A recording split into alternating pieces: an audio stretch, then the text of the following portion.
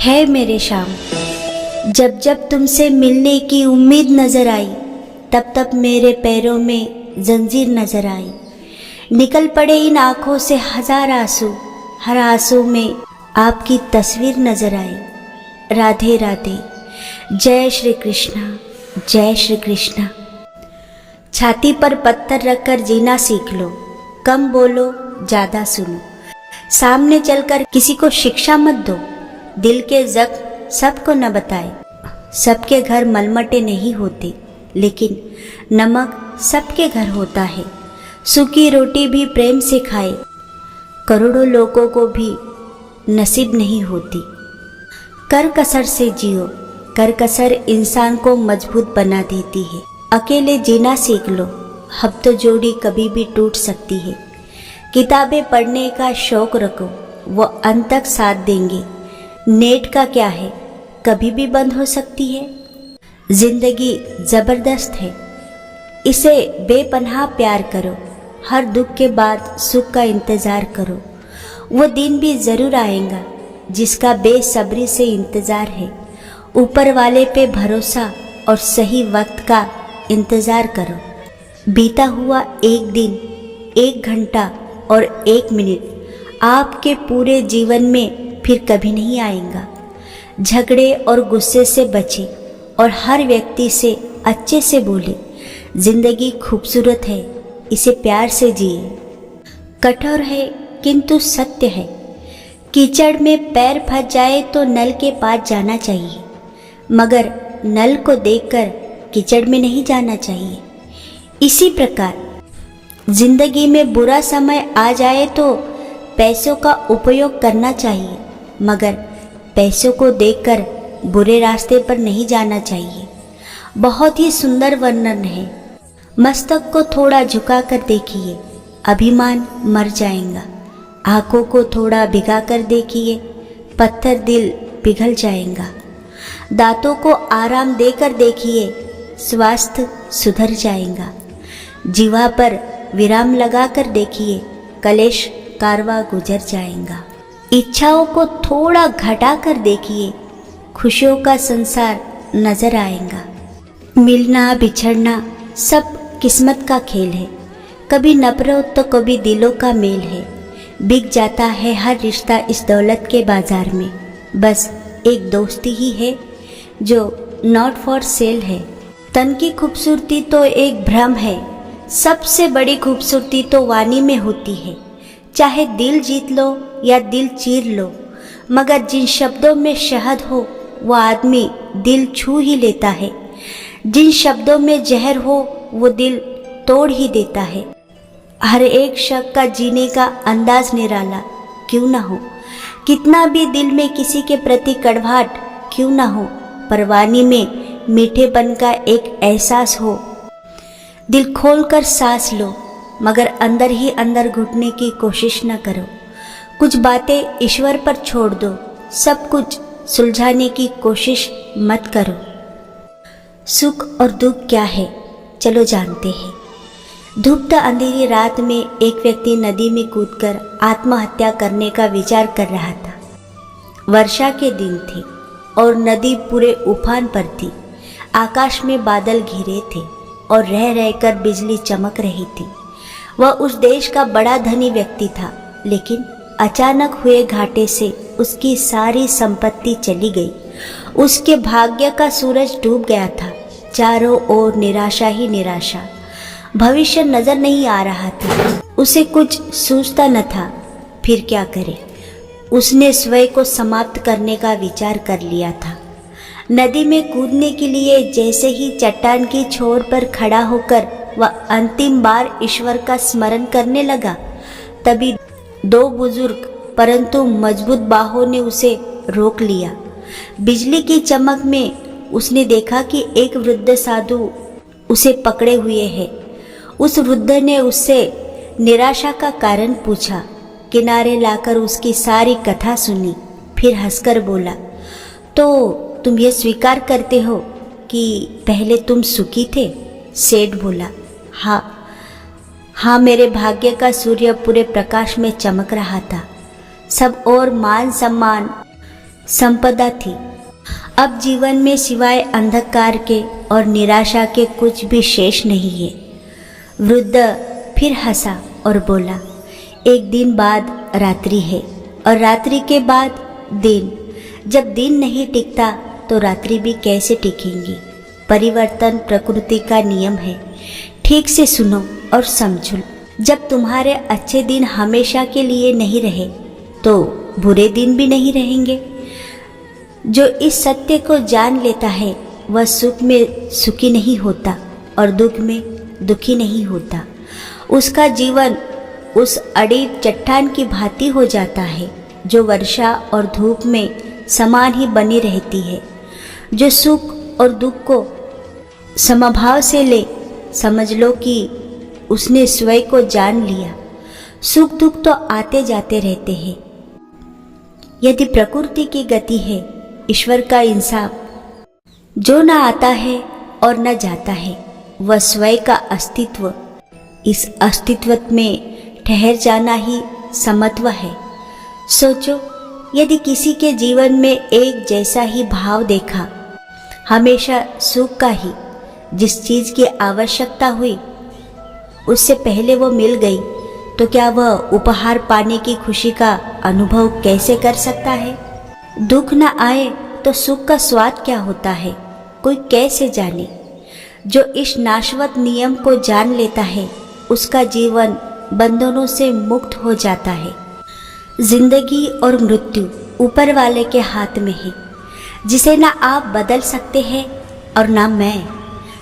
हम सब तो रंगमंच की कठपुतलियां हैं जिसकी डोर ऊपर वाले की उंगलियों में बंधी है। कौन कब और कैसे उठेगा कोई नहीं जानता। विश्वास रखिए उस ईश्वर पर, वो जरूर साथ देंगे। इसका बहुत सुंदर उदाहरण है। एक 8 साल का बच्चा 1 रुपया का सिक्का मुट्ठी में लेकर दुकान पर जाकर पूछने लगा, क्या आपकी दुकान में ईश्वर मिलेंगे। दुकानदार ने यह बात सुनकर सिक्का नीचे फेंक दिया और बच्चे को निकाल दिया। बच्चा पास की दुकान में जाकर 1 रुपये का सिक्का लेकर चुपचाप खड़ा रहा। ए लड़के, 1 रुपये में तुम क्या चाहते हो। मुझे ईश्वर चाहिए, आपकी दुकान में है। दूसरे दुकानदार ने भी भगा दिया, लेकिन उस अबोध बालक ने हार नहीं मानी। एक दुकान से दूसरी दुकान, दूसरी से तीसरी, ऐसा करते करते कुल 40 दुकानों के चक्कर काटने के बाद एक बूढ़े दुकानदार के पास पहुंचा। उस बूढ़े दुकानदार ने पूछा, तुम ईश्वर को क्यों खरीदना चाहते हो, क्या करोगे ईश्वर को लेकर। पहली बार एक दुकानदार के मुंह से यह प्रश्न सुनकर बच्चे के चेहरे पर आशा की किरणें लहराई। लगता है इसी दुकान पर ही ईश्वर मिलेंगे। बच्चे ने बड़े उत्साही से उत्तर दिया, इस दुनिया में माँ के अलावा मेरा कोई और नहीं है। मेरी माँ दिन भर काम करके मेरे लिए खाना लाती है। मेरी माँ अब अस्पताल में है। अगर मेरी माँ मर गई तो मुझे कौन खिलाएगा। डॉक्टर ने कहा है कि अब सिर्फ ईश्वर ही तुम्हारी माँ को बचा सकते हैं। क्या आपकी दुकान में ईश्वर मिलेंगे। हाँ मिलेंगे। कितने पैसे हैं तुम्हारे पास। सिर्फ 1 रुपया। कोई दिक्कत नहीं है, 1 रुपये में भी ईश्वर मिल सकते हैं। दुकानदार बच्चे के हाथ से 1 रुपया लेकर उसने पाया कि 1 रुपये में 1 गिलास पानी के अलावा बेचने के लिए और कुछ भी नहीं है। इसलिए उस बच्चे को फिल्टर से 1 गिलास पानी भरकर दिया और कहा, यह पानी पिलाने से ही तुम्हारी माँ ठीक हो जाएंगी। अगले दिन कुछ मेडिकल स्पेशलिस्ट उस अस्पताल में गए। बच्चे की माँ का ऑपरेशन हुआ और बहुत जल्दी ही वह स्वस्थ हो उठी। डिस्चार्ज के कागज पर अस्पताल का बिल देखकर उस महिला के होश उड़ गए।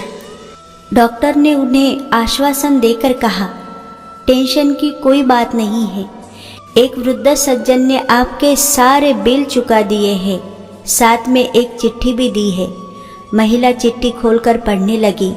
उसमें लिखा था, मुझे धन्यवाद देने की कोई आवश्यकता नहीं है। आपको तो स्वयं ईश्वर ने ही बचाया है।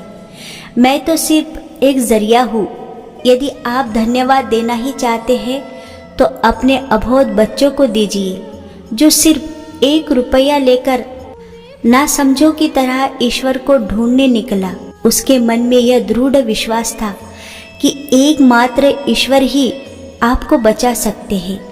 विश्वास इसी को ही कहते हैं। ईश्वर को ढूंढने के लिए करोड़ों रुपए दान करने की जरूरत नहीं होती। यदि मन में अटूट विश्वास हो तो 1 रुपए में भी मिल सकते हैं।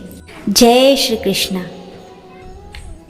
जिन्होंने आपको कष्ट दिया है, कष्ट उन्हें भी मिलेगा।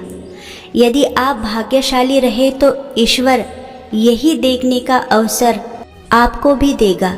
आज के समय का कड़वा सच। पहला, परिवार से सगा आपका अपना कोई नहीं हो सकता। और दूसरा, गरीब का हर कोई दोस्त नहीं हो सकता।